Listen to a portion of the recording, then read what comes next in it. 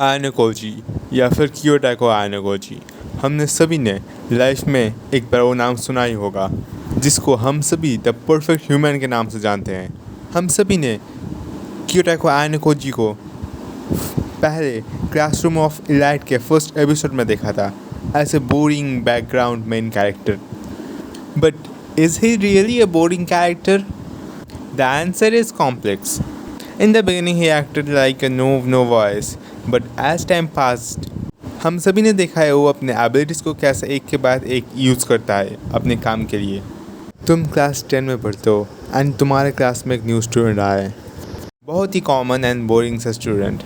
But class 10 start होने से पहले ही उसने क्लास 10 का कंप्लीट सिलेबस ख़त्म कर लिया है, और तुम्हारे एक साल उस क्लास में जितना भी बड़ा बड़ा इवेंट होने वाला है, उन सभी इवेंट्स को अगर तुम ट्रेस करोगे तो तुम्हें एक इंसान ही मिलेगा, वो न्यू फर्स्ट स्टूडेंट। हाँ, वही है हमारा स्टोरी का Ayanokoji in the classroom of elite. एक स्टूडेंट जो चाहे तो क्लास के टॉप में in blink of an eye जा सकता। Now let's talk about his past.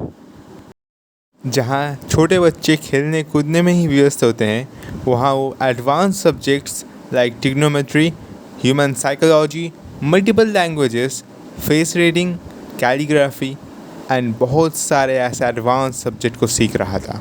And जिस जगह वो ये सब सीख रहा था, उस जगह का नाम हम जानते हैं एज अ वाइट रूम। वैसे इस पास्ट के बारे में हम किसी और वीडियो में डिस्कस कर सकते हैं। ये वीडियो बहुत ही लंबा हो जाएगा, इसलिए बेसिक इंट्रोडक्शन से इस पास्ट को मैं अभी ख़त्म करता हूँ। अब चलो let's talk about his present.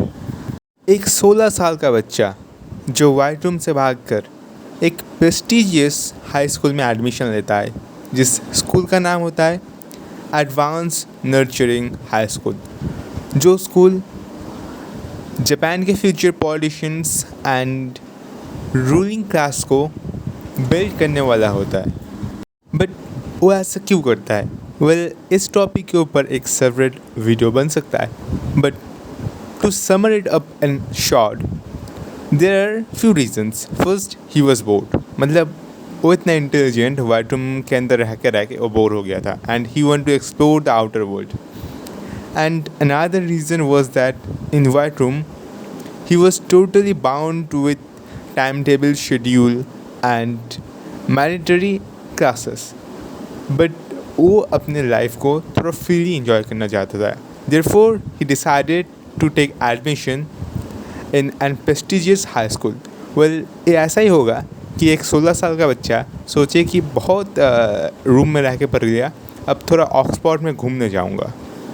And मज़े की बात ये है कि वो जब एडमिशन के लिए टेस्ट देने वाला था, तो वो चाहता तो फुल मार्क्स दे के क्लास ए में जा सकता था, but he decided to become an average. इसलिए वो हर एक सब्जेक्ट में इक्वल मार्क्स लाए, एवरेज मार्क्स, एंड वो क्लास डी में एडमिशन ले लिया। क्यों? You might ask why? There are multiple reasons. First, he want to experience challenges, and तब से अब तक हम उसके असली जर्नी को देख रहे हैं।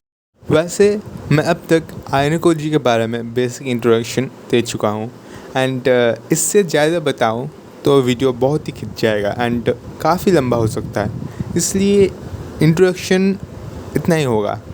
And in this topic there are few key topics such as his past, why he decide, how he run out from the white room, and there are multiple topics like that. And if you want that topic to be known, then just comment in the comment section. I would definitely make a long video about that.